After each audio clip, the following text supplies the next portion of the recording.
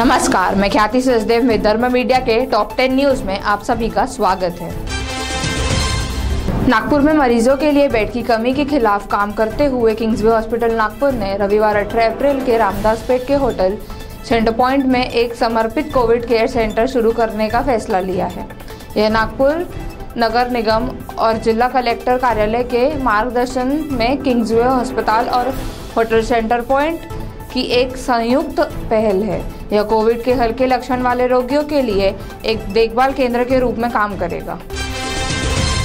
Corona संक्रमण के इलाज में इस्तेमाल किए जा रहे रेमडेसिविर इंजेक्शन की कमी पूरी करने के लिए केंद्र सरकार ने दो अहम फैसले लिए हैं। केंद्रीय मंत्री मनसुख मांडविया के मुताबिक इस इंजेक्शन की कीमत 3,500 रुपये हो जाएगी। इतना ही नहीं, अप्रैल के आखिर से इनका उत्पादन भी दुगना हो जाएगा। इसके लिए 6 और कंपनियों को इसके उत्पादन की मंजूरी दे दी गई है।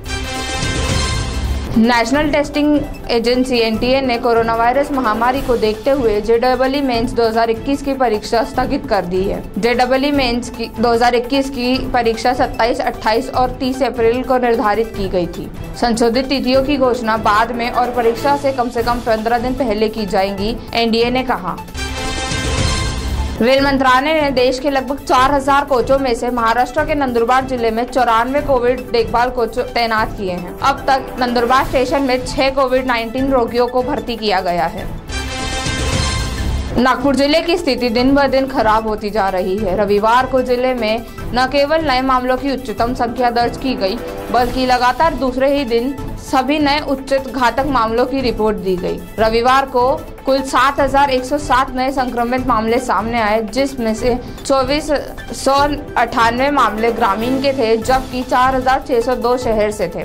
रविवार को संक्रमण के कारण 85 लोगों ने दम तोड़ दिया। 85 लोगों में से 45 नागपुर जिले के निवासी थे, जबकि 33 नागपुर ग्रामीण के थे। जिले में 3,897 व्यक्ति कोरोना से मुक्त हो गए हैं।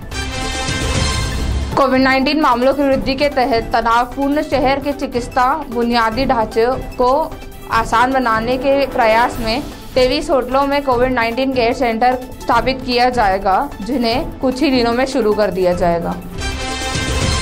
अनगिनत अपीलों, आदेशों और शहर में प्रतिबंध करने के बाद भी लोग सड़कों पर दिखते हैं। अनावश्यक भीड़ को कम करने के लिए पुलिस और नागपुर महानगर निगम पालिका ने वैध कारण के बिना सड़कों पर घूमने वालों का रैपिड एंटीजन टेस्ट आयोजित करने का निर्णय लिया है। यदि ऐसे व्यक्ति पॉजिटिव मिलते हैं तो पुलिस उन्हें 14 दिनों के लिए सरकारी संस्थानों में छोड़ देगी। अभियान शनिवार से ही शुरू कर दिया गया है।